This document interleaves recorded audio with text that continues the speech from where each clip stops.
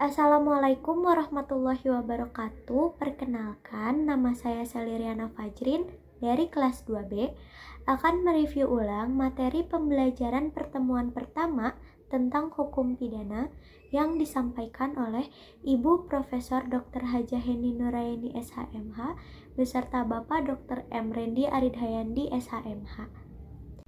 Hukum pidana israfreh merupakan hukum publik yang mengatur hubungan hukum antar individual atau perorangan dan negara.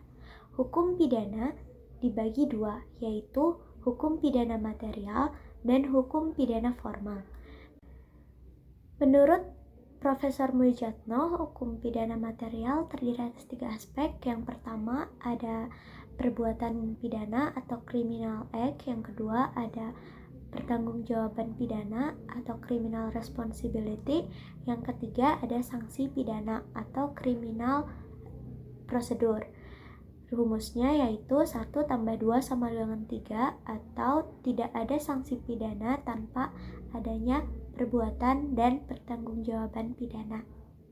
Hukum pidana formal merupakan salah satu cabang dari hukum pidana yang bertugas untuk memberikan sanksi terhadap pelanggaran hukum pidana material.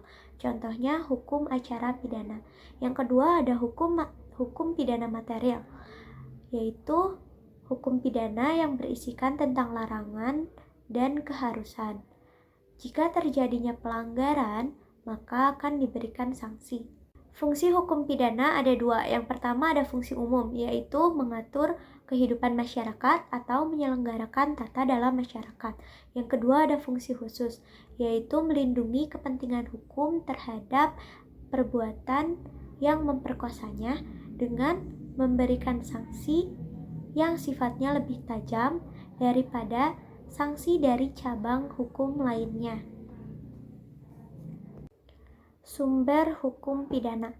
Yang pertama ada KUHP yang mulai berlaku sejak tanggal 1 Januari 1918 di Hindia Belanda. Yang kedua ada peraturan-peraturan lain di luar KUHP seperti Undang-Undang Narkotika dan Undang-Undang Korupsi. Yang ketiga ada memoris penjelasan KUHP. Yang keempat ada hukum adat atau hukum tidak tertulis.